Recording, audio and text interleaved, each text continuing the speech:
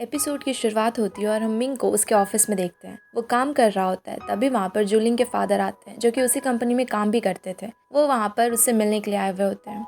अब मिंग उनसे जाकर ग्रीट करता है और वो दोनों बातें करने लग जाते हैं, जहाँ की जूलिंग के फादर वहाँ पर मिंग से कह रहे होते हैं कि वो जूलिंग से कितना ज़्यादा काम करवाता है। वो बेचारी तो दिन भर यहीं रहती है और घर तो आती ही नहीं है। और उसकी मॉम उन्हें ऐसा कह रही होती है कि लगता है कि उन्होंने अपनी बेटी को घर पे रखने के लिए नहीं बल्कि उनकी फैमिली को डोनेट करने के लिए ही बड़ा किया है। वो तो कभी घर ही नहीं आती और उनकी मॉम भी उसे इतने टाइम में देख पाती है। इन सारी बातों को सुनकर मिंग हंसने लगता है और कहता है कि वो पक्का इन बातों का ध्यान रखेगा और अब से उसे हमेशा एक्स्ट्रा टाइम करने के लिए मना करेगा और घर भी जाकर अपनी मॉम से मिलने को कहेगा। और ये बातें करते करते वहाँ पर जूलिंग के फादर कुछ और भी बातें करने लगते हैं। वो वहाँ पर फे के बारे में बात कर रहे होते हैं कि उसके डिज़ाइंस तो उतने कुछ खास भी नहीं थे। वो तो फर्स्ट सेकेंड या फिर थर्ड रैंक पर भी नहीं आई है, फिर भी उसके डिज़ाइंस को वो मार्केट में लॉन्च कर रहा है, ये तो गलत है। और भी वो उटपटांग बातें बोलने लग जाते हैं। ये मिंग से वहाँ पर बर्दाश्त नहीं होता और फिर वो खड़ा होकर उन्हें डायरेक्टली ऐसा कहता है कि आप ये गलत सोच रहे हो अंकल, आपको ऐसा नहीं बोलना चाहिए। उसके डिज़ाइंस अभी काफ़ी ज़्यादा पॉपुलर हैं। हालांकि वो फर्स्ट सेकेंड या थर्ड रैंक में नहीं आई है, इसके बावजूद भी वो जितनी पॉपुलर है इस शो से उतना फर्स्ट रैंक वाला भी नहीं है। और इसमें उसकी कोई गलती नहीं है कि उसके डिज़ाइंस को मैं कर रहा हूँ वहाँ पे लॉन्च, क्योंकि मैं ऐसा चाहता हूँ। वो इतनी पॉपुलर है, लोगों को पसंद है, फिर रैंक से आपको क्यों इतनी ज़्यादा फ़र्क पड़ रहा है। इन सारी बातों को सुनकर वहाँ पर जूलिंग के फादर उसे कॉन्ग्रेचुलेट करते हैं काम के बारे में और कहते हैं कि इस बारे में वो बाद में डिस्कस करेंगे और वहाँ से चले जाते हैं। दूसरी तरफ हम फे को देखते हैं जो कि अभी वहाँ फ्रांस में काम ढूंढ रही होती है। उसे किसी रेस्टोरेंट या फिर कहीं पर तो काम करना पड़ेगा ताकि वो अपनी फ़ीस के लिए रुपए जमा कर सके। स्कॉलरशिप में तो बस उसके यूनिवर्सिटी का ही फ़ी वहाँ पर पे किया जाएगा, पर रहने के लिए तो उसे खुद ही कमाना पड़ेगा।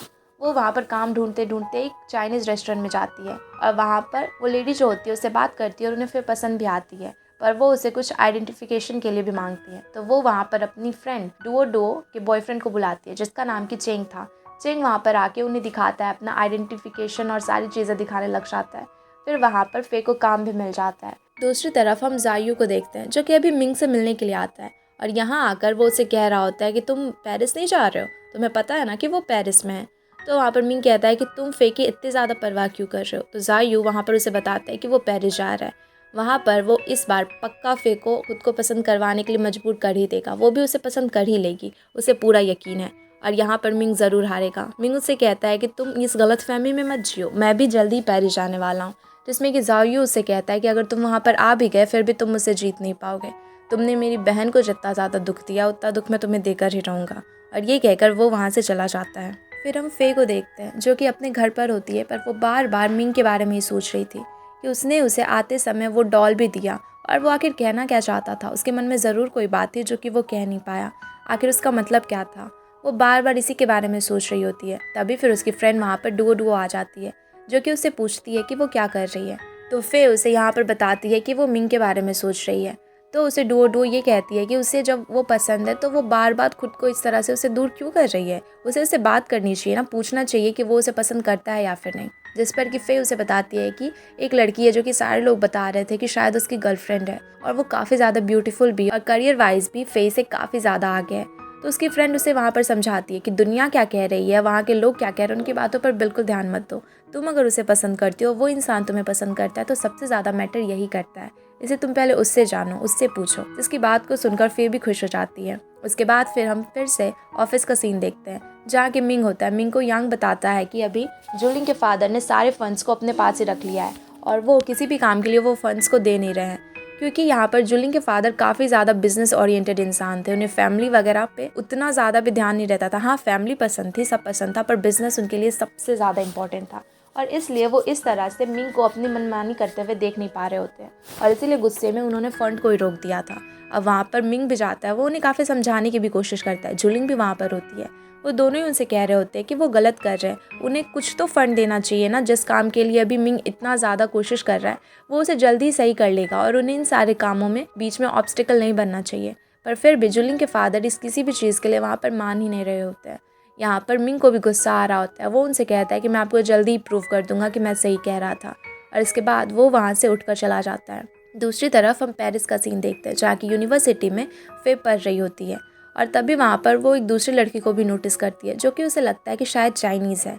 अब क्लास ख़त्म होने के बाद वो उसके पास में जाती है और उससे बात करती है। तो वो दूसरी लड़की उसे बताती है कि वो भी चाइना से ही है। वहाँ पर जिंग खुद को इंट्रोड्यूस करती है और वो बताती है कि उसे अभी अच्छे से फ्रेंच भी नहीं आता, इसलिए आज टीचर ने क्या क्या पढ़ाया उसे तो आधा से ज़्यादा बात कुछ समझ ही नहीं आ रहा होता है। जिसकी बात सुनकर वहाँ पर फे भी काफ़ी ज़्यादा रिलेट कर पाती है और ये दोनों काफ़ी अच्छे फ्रेंड बन जाते हैं फर्स्ट डे पे। उधर हम देखते हैं कि अभी जायू भी पेरिस पहुँच चुका है। वो भी उसी यूनिवर्सिटी में आ गया था और वो हर जगह फे को ढूंढ रहा होता है, पर उसे फे कहीं पर मिलती ही नहीं, क्योंकि फे तो उस समय जिंग से बात करते हुए बाहर चली जाती है और दूसरी तरफ जायू उसे वहीं पर ढूंढते रह जाता है। अब हम फे को देखते हैं काम करते हुए। वो रेस्टोरेंट में होती है और सारे लोगों को वहाँ पर खाने के लिए बुला रही होती है, सबको अच्छे से सर्व कर रही होती है। जहाँ की 3 फ्रेंड्स आते हैं, जिनमें की जो फीमेल होती है वो अपनी मॉम के लिए एक डायमंड का सेट लेकर आई हुई होती है और वो बाकी के अपने दोनों मेल फ्रेंड्स को वो दिखा रही होती है कि उसने कितने दिनों के बाद अपनी मॉम के लिए गिफ्ट लिया और वो काफ़ी ज़्यादा खुश है। और वो डायमंड वाली नेकलेस भी काफ़ी ज़्यादा एक्सपेंसिव होती है। उन सारे लोगों को दिखा रही होती है और बातें कर रही होती है।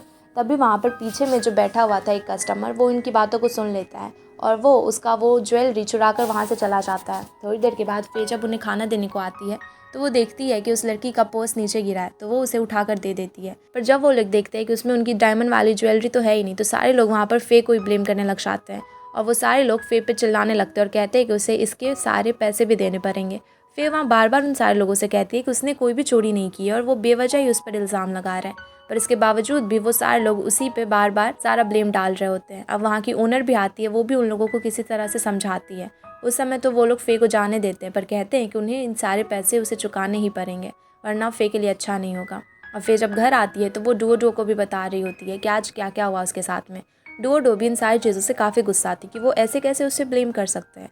दूसरी तरफ हम मिंग को देखते हैं, जिसके पास में कि जू आती है और जू उसे बताती है कि कुछ दिनों पहले जायू वहाँ पर फे का नंबर मांग रहा था, पर उसे नहीं मिल पाया और जू ने किसी तरह से ये नंबर उसके लिए लेकर आई है। जिसे सुनकर कि मिंग काफ़ी ज़्यादा खुश हो जाता है कि उसे फे का नंबर मिल गया। तभी वहाँ पर जू से बताती है कि कुछ दिन पहले उसके साथ क्या क्या हुआ। ये सुनकर मिंग भी परेशान हो जाता है कि पता नहीं वो कितनी ज़्यादा प्रॉब्लम्स में होगी। उसके बाद जब वो काम कर रहा होता है तो वो फिर से उसी वर्कशॉप पर जाता है जहाँ की वो पहले फे के साथ में गया था और वहाँ पे आज फिर से बारिश हो रही थी। इस वजह से वो खरा बारिश देख रहा होता है और उसे फे के साथ में बिताए हुए सारी चीज़ें याद आ रही होती है, शुरू से लेके अंत तक का, और वो उसे काफ़ी ज़्यादा मिस करता है। इसलिए वो उसे कॉल भी कर देता है, पर फे उस समय वॉशरूम में होती है, इसलिए उसकी फ्रेंड डुओ कॉल को उठाती है और कहती है कि वो आएगी तो फिर वो उसे ज़रूर बोलेगी कॉल करने को। तभी वहाँ पर फे भी आ जाती है। वो उसे पूछती है कि किसका कॉल था, तो डुओ बोलती है कि शायद मिंग का कॉल था, इसलिए फटाक से वहाँ पर फे मिंग को कॉल करती है। वहाँ पर जब वो दोनों बातें करते हैं तो वहाँ पर मिंग को भी काफ़ी कुछ कहना था फे से और फे को भी काफ़ी कुछ कहना था, पर वो दोनों ही कुछ ज़्यादा एक दूसरे को कह नहीं पाते। वहाँ पर मिंग उससे उसका हाल चाल पूछता है, फे भी बताती है। फिर वो बताता है कि वो वर्कशॉप पर आया हुआ है और आज फिर से बारिश हो रही है और वो लोग इसी के बारे में छोटी मोटी बातें करते हैं। फे भी उससे कहती है कि उसे टेंशन लेने की ज़रूरत नहीं है, वो यहाँ पर भी सेटल हो चुकी है और फिर यूनिवर्सिटी में भी सब कुछ सही चल रहा है। और वो लोग फिर थोड़ी देर के बाद में फ़ोन भी कट कर देते हैं। हालांकि उन्हें और भी बात करनी थी, पर फिर भी वो लोग बात नहीं कर पाते। फिर अगली सुबह फे जब जा रही होती है यूनिवर्सिटी के लिए, तभी वहाँ पर जायू आ जाता है। वो कहीं से उसका एड्रेस पता कर लेता है और फिर उसे मिलने के लिए आता है। वो जब उसके पास में जाता है तो फे तो बिल्कुल शॉक ही हो जाती है। वो जायू से पूछती है कि वो यहाँ पर क्या कर रहा है, तो जायू उसे बताता है कि वो बस उससे मिलने के लिए आया था। फिर हंसने लगती है और बताती है कि सच्ची सच्ची बताओ तुम यहाँ पर क्या कर रहे हो। फिर जायू उसे कहता है कि हमने याद है पिछले बार जो कपड़े को साथ में बनाया था, वो मैंने कुछ डिजाइनर्स को दिखाया और एक शो के लिए उसे सेलेक्ट भी कर लिया गया है। फिर इसे सुनकर उसे कहती है कि उसने तो बस असिस्ट किया था, मेन काम सारा सब कुछ तो वहाँ पर जायू ने ही किया था। फिर वो यहाँ पर उसके नाम से उस शो में उस ड्रेस को क्यों भेजेगा। जायू से कहता है कि हम लोग फ्रेंड्स हैं तो इतना तो मैं तुम्हारे लिए कर ही सकता हूँ। फिर वो उसे कहता है कि चलो मैं तुम्हें किसी जगह पर लेकर जाता हूँ। फिर वो उसे अलग अलग आर्ट गैलरीज वगैरह दिखाता है, उनके पीछे की स्टोरीज बताता है, जिसे सुनकर फे काफ़ी ज़्यादा खुश होती है। फिर हम इधर मिंग को देखते हैं जो कि अपने फादर के साथ बैठकर बातें कर रहा होता है और उसके फादर उसे बता रहे होते हैं सॉन्गटिन के बारे में और भी काफ़ी कुछ के बारे में।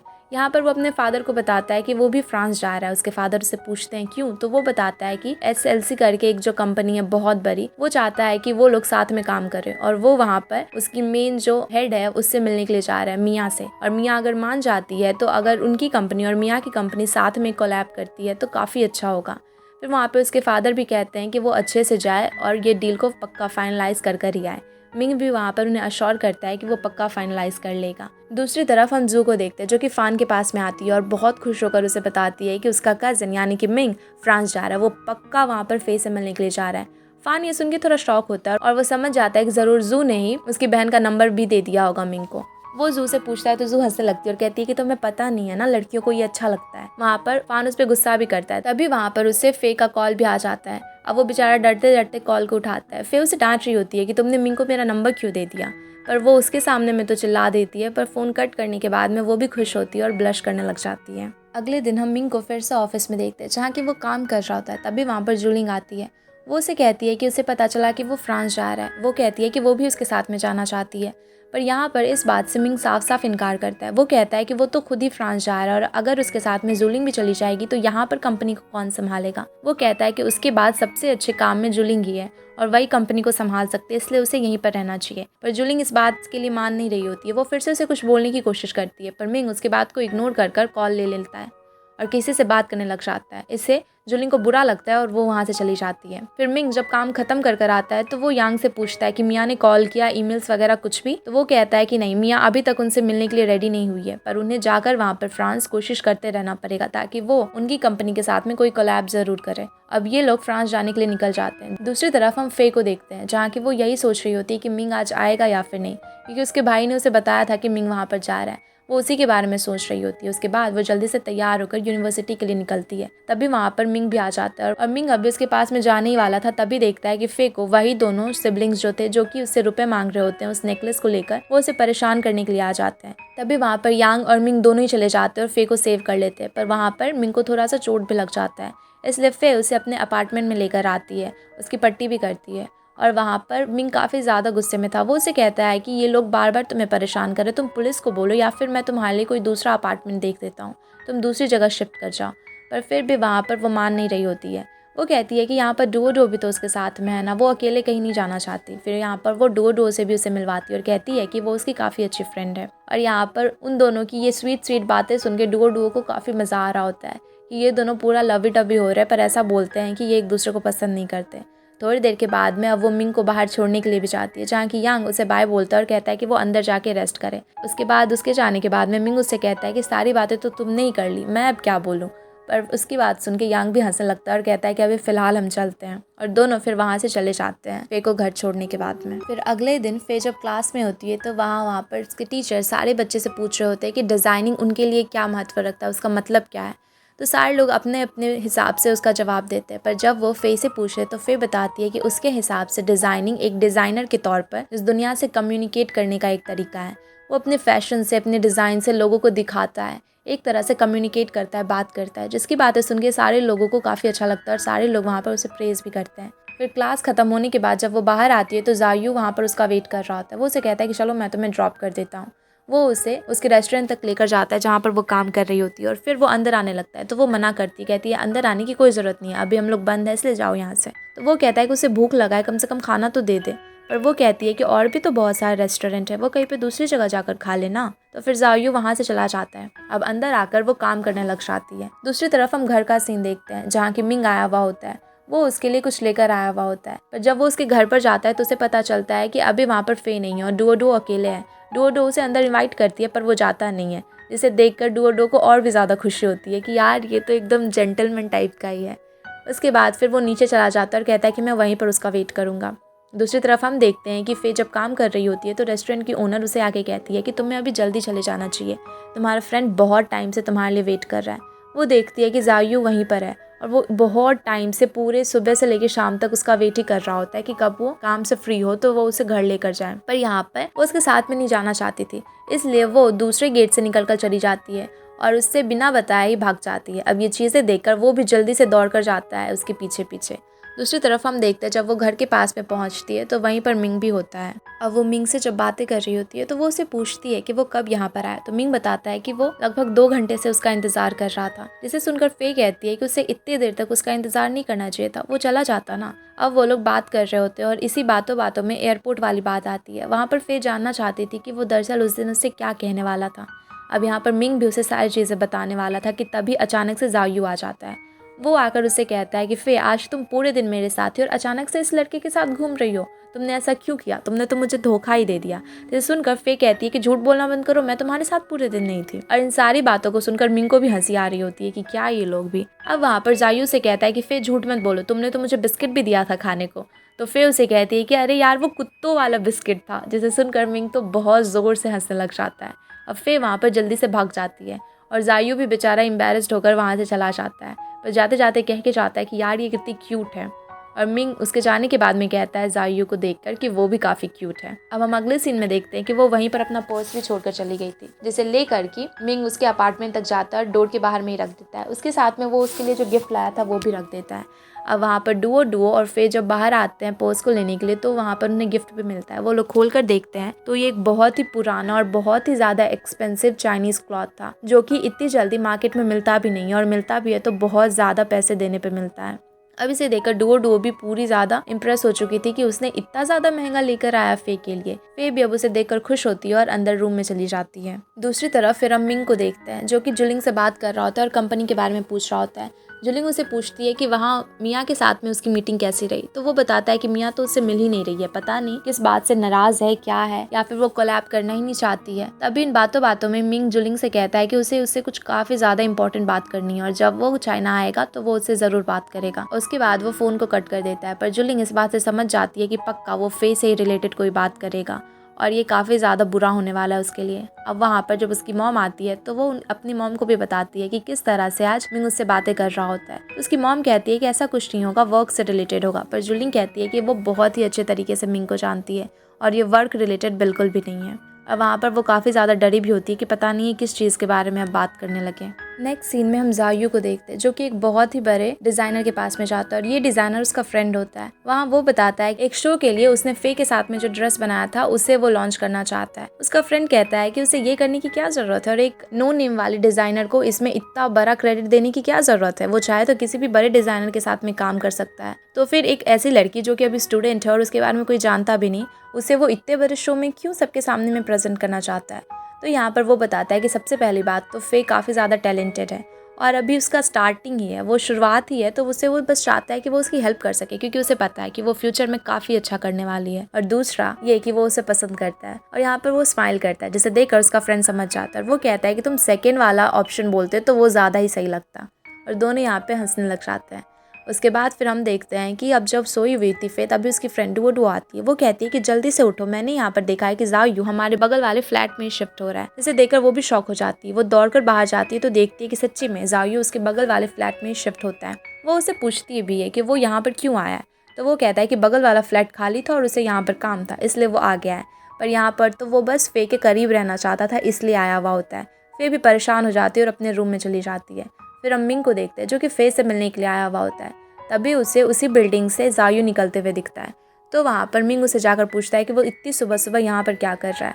तो जायू मिंग को बताता है कि वो यहीं पर शिफ्ट हो चुका है और वो अब फे का नेबर है, उसके बगल वाले फ्लैट में ही रह रहा है। जिसे सुनकर मिंग को काफ़ी गुस्सा आता है। मिंग उसे कहता है कि हम दोनों की दुश्मनी के बीच में तुम्हें उसे लाने की कोई ज़रूरत नहीं है, इसलिए तुम फे से दूर रहो। और यहाँ हमें पता चलता है कि दरअसल इन दोनों के बीच में हुआ क्या था और किस वजह से ये लोग इतना ज़्यादा एक दूसरे से नफरत करने लगे हैं। दरअसल जायू की एक छोटी बहन होती है जिया, जो कि मिंग को काफी ज्यादा पसंद करती थी और मिंग और वो बचपन के फ्रेंड्स थे। पर मिंग हमेशा उसे अपनी बहन की तरह ही देखता था, क्योंकि वो जायू का फ्रेंड था और वो हमेशा उसकी छोटी बहन को अपनी बहन की तरह देखता था। उसके मन में कभी भी कोई भी रोमांटिक फीलिंग्स नहीं थी जिया के लिए, पर जिया हमेशा से ही मिंग को पसंद करती थी। पर जब मिंग ने उसे रिजेक्ट कर दिया था और ना कह दिया था, तो वो बहुत ज्यादा टूट चुकी थी, क्योंकि वो बचपन से हमेशा ही उसे अपना पति मानते आई थी, उसे हमेशा वो पसंद करती आई थी।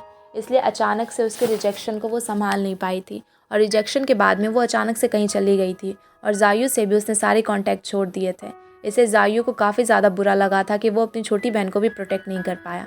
और अभी 3 साल हो चुके और किसी को नहीं पता कि उसकी छोटी बहन जिया आखिर है कहाँ पर। और इस वजह से जायू मिंग से काफ़ी ज़्यादा नफरत करता है। हालांकि मिंग नफरत तो नहीं करता जायू से, पर वो खुद को ही बहुत ज़्यादा इस चीज़ की वजह से ब्लेम करता है और वो भी गिल्ट में रहता है। और जायू तो है ही हमेशा उसे इस बात को याद दिलाने के लिए। और यहाँ पर वो कहता है कि वो फे को भी उसे छीन लेगा। उसकी बहन जिस दर्द से गुजरी है वो चाहता है कि मिंग भी उसी दर्द से गुजरे। और यहाँ उन दोनों के बीच में थोड़ी बहस भी होती है और यहाँ तक कि मिंग तो जायू का कॉलर भी पकड़ लेता है और दोनों झगड़े पे उतर आते हैं।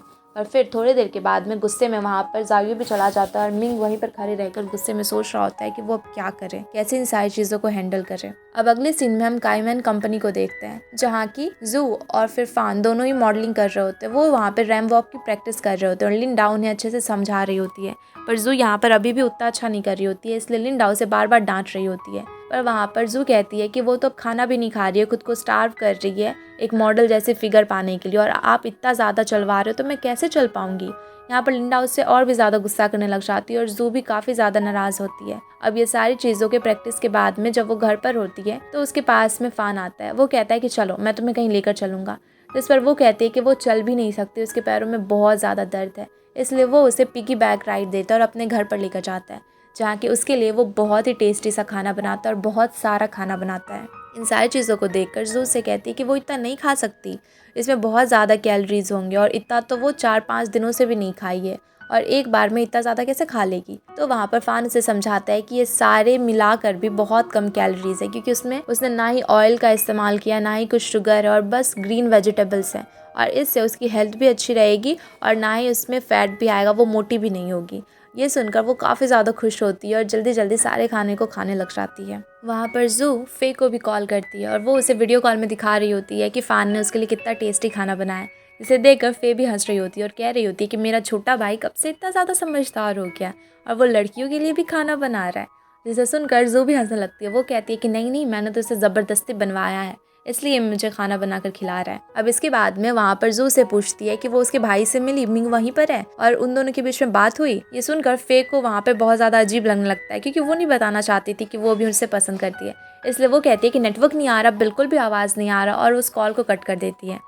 उसके बाद वो वहाँ से निकल कर जा रही होती है घर की तरफ। तभी उसे रास्ते में मिंग मिलता है। मिंग उसके पास में आता है और यहाँ पर मिंग और फे के बीच में सारी मिसअंडरस्टैंडिंग दूर हो जाती है, क्योंकि मिंग अभी वापस से चाइना जा रहा होता है, क्योंकि उसे बहुत ज़्यादा कंपनी में काम था और वो मियाँ से भी काफ़ी दिनों से मिल नहीं पाया था, इसलिए उसे दोबारा आना ही पड़ेगा। इसलिए वो अभी फ़िलहाल जा रहा होता है, पर जाने से पहले वो सारी चीज़ें फे को बताकर जाना चाहता है। अब यहाँ पर वो फे से कह देता है कि वो फे को पसंद करता है और उसकी और जुलिंग के बीच में कुछ भी नहीं है, और चाहे कितना भी कुछ हो जाए, कितने भी लोग उसे कह दे कि वो जुलिंग को ही पसंद करे, उसका दिल तो हमेशा फे को ही पसंद करेगा और वो हमेशा फे को ही पसंद करेगा और उसके साथ ही रहेगा। और इतना कहने के बाद वो उसे किस भी कर देता है, जिससे कि फे तो बिल्कुल शौक ही रह जाती है, पर उसे काफ़ी ज़्यादा अच्छा लग रहा होता है। वो वहाँ पे स्माइल करती है और वहाँ पे यांग भी होता है, जो कि इन्हें देखकर काफ़ी ज़्यादा खुश होता है। अब जाते समय वो फे को बाय करता है और फे खुशी खुशी घर आने लग जाती है। तभी हम वहाँ पर जायू को भी देखते हैं, जो कि फे को पिक करने के लिए आया था काम के बाद में, पर वो वहाँ पर उन दोनों को किस करते हुए भी देख लेता है और समझ जाता है कि ये दोनों एक दूसरे को कन्फेस भी कर चुके हैं। इसलिए फे के जाने के बाद में जायू वहीं पर एक बेंच पर बैठ जाता है और इसी के बारे में सोच रहा होता है। वो काफ़ी सैड भी होता है। अब वहाँ पर जब वो घर पहुँचती है तो फे देखती है कि उसके घर के बाहर आसपास और सारे स्टेयर केसेस, सारी चीज़ों पर बहुत ज़्यादा लाइट लगे हुए थे। वहाँ पर एक फ्रेंच लेडी भी होती है, जो आकर उसे एक लेटर देती है और कहती है कि मिंग ने उसे देने को कहा था। अब वो जब पढ़ती है तो पता चलता है कि वो नहीं चाहता कि उसकी गर्लफ्रेंड इस तरह अंधेरे में इधर उधर जाए, और उसकी सेफ्टी के लिए उसने बहुत सारे लाइट्स लगा दिए हैं कि ताकि उसे कभी डर ना लगे रात को जब वो काम करके वापस आए। इससे वो काफ़ी ज़्यादा खुश हो जाती है और घर आने के बाद भी बार बार मिंग के बारे में ही सोच रही होती है। इसलिए वो फिर से लाइव जाती है और बोलती है कि जब वो फ्रांस आई थी तो उससे पहले कुछ मिसअंडरस्टैंडिंग हो गई थी, इसकी वजह से वो काफ़ी ज़्यादा उदास थी और वो सोच रही होती है कि वो जिसे पसंद करती है वो उसे बिल्कुल भी पसंद नहीं करता। पर आज सारे डाउट्स क्लियर हो चुके हैं और उसे पता चल चुका है कि जिसे वो पसंद करती है वो भी उसे पसंद करता है, और वो बहुत ज़्यादा खुश है। और उसकी इस लाइव को, सारी चीज़ों को मिंग भी सुन रहा होता है। वो काफ़ी ब्लश कर रहा होता है, उसे भी काफ़ी अच्छा लग रहा होता है ये सुनकर। अब जब वो वापस से चाइना जाता है तो जू उससे पूछती है फे के बारे में। वो पूछती है कि फे ने तुमसे क्या बोला, तुम दोनों डेट भी कर रहे हो, तुम दोनों के बीच में आखिर हुआ क्या। पर वो उसे कुछ बताता ही नहीं है, वो तो बस ब्लश ही किए जा रहा होता है। वो उसके लिए लिपस्टिक भी लेकर आता है, पर उल्टी शेड ही लेकर आ जाता है, इसलिए वो उससे झगड़ा भी कर रही होती है और झगड़े में वहाँ से गुस्से में चली जाती है। पर मिंग उसे कुछ भी सही से बताता भी नहीं। अब हम फे को अपने रूम में देखते हैं, जहाँ की वो फिर से यूनिवर्सिटी में एक ड्रेस को वहाँ पर सबके सामने में प्रेजेंट करने वाली थी, और फिर से वो एक चाइनीज़ ड्रेस के बारे में सोच रही होती है। वो वहाँ पर कुछ वेस्टर्न डिज़ाइंस डाल के और चाइनीज़ मिक्स करके बहुत ही अच्छे से ड्रेस को डिज़ाइन कर रही होती है। डुओ काफ़ी ज़्यादा इसे देखकर इम्प्रेस होती है कि वो कितने अच्छे से डिज़ाइन कर रही है। फिर जब वो कॉलेज में होती है तो उससे मिलने के लिए फिर से वहाँ पर जायू आ जाता है। वो उसे साथ में चलने को कहता है, पर यहाँ पर वो साफ साफ उसे दूर रहने को कहती है। वो कहती है कि अब जायू को उसे दूर रहना चाहिए क्योंकि वो मिंग को डेट कर रही है और वो नहीं चाहती है कि मिंग और उसके बीच में जायू की वजह से कोई भी प्रॉब्लम्स आए, और वो वहाँ से जाने लग जाती है। पर जायू उसे खुश देखकर खुश होता है और मन में सोच रहा होता है कि यार ये सच्ची में इतनी खुश है, पर फिर वो वहाँ से चला जाता है। दूसरी तरफ हम देखते हैं कि मिया ने मिंग से बात करने के लिए हाँ कर दिया था और इसलिए वो जल्दी से यांग को कहता है कि टिकट्स बुक कराओ। पर तभी उसे पता चलता है कि मिस ली की एम्ब्रॉयडरी वाली शॉप में फिर से कोई घपला हो चुका है। वो वहाँ पर जाता है। पहले वो वहाँ पर जुलिंग से भी बातें करता है और सारे लोग मिलकर वहाँ पर जाते हैं, तो पता चलता है कि उनके सारे डिज़ाइंस को, पैटर्न्स को, एम्ब्रॉयडरीज को जो वो काफ़ी दिनों से बना रहे होते हैं कंपनी के शो के लिए, उसे किसी ने काट दिया होता है और पूरी तरह से ही ख़राब कर दिया था। सिक्योरिटी कैमराज में चेक करने पर पता चलता है कि किसी और ने नहीं बल्कि मिस ली के नेफ्यू ने किया है। ये जानकर वहाँ पर सारे लोग काफ़ी गुस्सा होते हैं और आने वाले शो के लिए तो अभी उन्हें काफ़ी कुछ प्रिपेयर करना था और टाइम बिल्कुल भी नहीं था, इसलिए वहाँ पर मिंग को काफ़ी गुस्सा आ रहा होता है। मिंग वहाँ पर मिस ली से बात करता है और वो कहता है कि वो अब उनके नेफ्यू पे केस करेगा, जिससे कि मिस ली काफ़ी घबरा जाती हैं और वो वहाँ पर मिंग से बार बार ये कहती हैं कि वो सारी चीज़ों को कंप्लीट कर देंगी क्योंकि वो नहीं चाहती थी कि उनका नेफ्यू किसी केस में पड़े।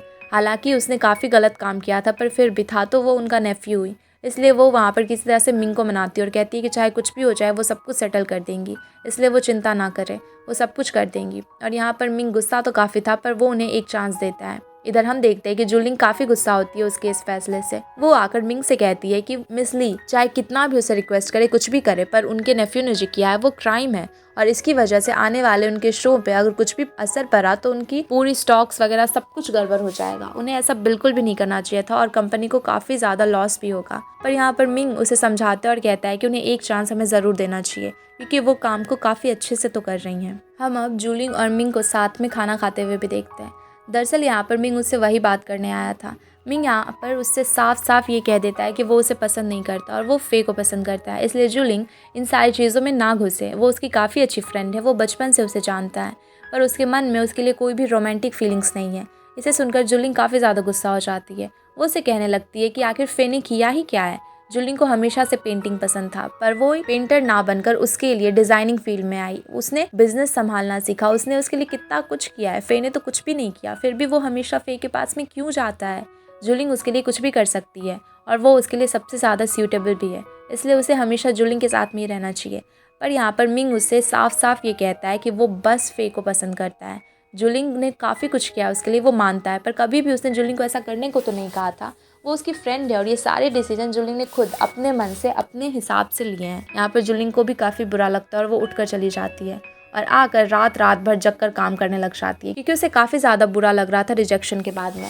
यहाँ तक कि वो तो फे को भी उस दिन कॉल करती है और फे को भी बहुत सुनाती है और कहती है कि वो बिल्कुल भी सूटेबल मैच नहीं है मिंग के लिए। उसे तो कुछ भी नहीं आता और कुछ भी उसे पता भी नहीं है कि किस तरह से करना है। वो ना ही बिज़नेस को संभाल सकती है, ना ही उतनी ज़्यादा इन्फ्लुएंशियल है, उसकी फैमिली भी उतनी ज़्यादा अमीर नहीं है, कुछ भी नहीं है उसके पास में। वो मिंग की कभी भी कोई भी हेल्प नहीं कर पाएगी और सबसे सही उसके लिए बस जुलिंग है। पर यहाँ पर फे भी उसे करारा जवाब देती है और कहती है कि जुलिंग चाहे कितनी भी कोशिशें कर ले, अब वो मिंग को और फे को अलग नहीं कर सकती है, इसलिए वो बकवास बातें ना करे और फ़ोन रख दे। और इतना कहकर वो फ़ोन को कट कर देती है, जिससे कि उसे और भी ज़्यादा बुरा लगने लग जाता है और जुलिंग तो गुस्से में पागल सी हो जाती है। दूसरी तरफ हम देखते हैं कि काम खत्म करने के बाद जब वो आ रही होती है तो जायू उसके पास में आता है। अब वो दोनों वॉक कर रहे होते हैं घर तक। वहाँ पर जायू उसे कह रहा होता है कि वो मिंग को डेट कर रही है, पर वो फिर से उसे कहता है कि उसे मिंग से दूर ही रहना चाहिए, वो उसे भी हर्ट करेगा। पर यहाँ पर फे उसे कहती है कि वो उसे बहुत पसंद करती है और अब चाहे कुछ भी हो जाए वो उसका साथ नहीं छोड़ेगी। वहाँ पर जाओयू उसे समझाता भी है कि वो भी इन्हीं सारी चीज़ों के बारे में कहता है। वो कहता है कि जुलिंग और मिंग के पेरेंट्स बचपन से एक दूसरे को जानते हैं, वो लोग हमेशा उन दोनों की शादी के बारे में सोच रहे थे और यहाँ तक कि वो दोनों फैमिली भी एक दूसरे को काफ़ी ज़्यादा सपोर्ट करते हैं। और मिंग देखना लास्ट में फे को ज़रूर छोड़ देगा, वो बस अपने बारे में ही सोचता है। और ये सारी चीज़ें सुनकर फे भी थोड़ी सोच में पड़ जाती है कि अब वो क्या करेगी, कहीं उसकी वजह से मिंग को फाइनेंशियली कुछ लॉस ना हो जाए, बिजनेस पे असर ना पड़े। और इसी के साथ में ये एपिसोड यहीं पे ख़त्म हो जाता है। Thanks everyone for watching. और वीडियो अच्छी लगी हो तो वीडियो को लाइक करके चैनल को सब्सक्राइब ज़रूर कर देना।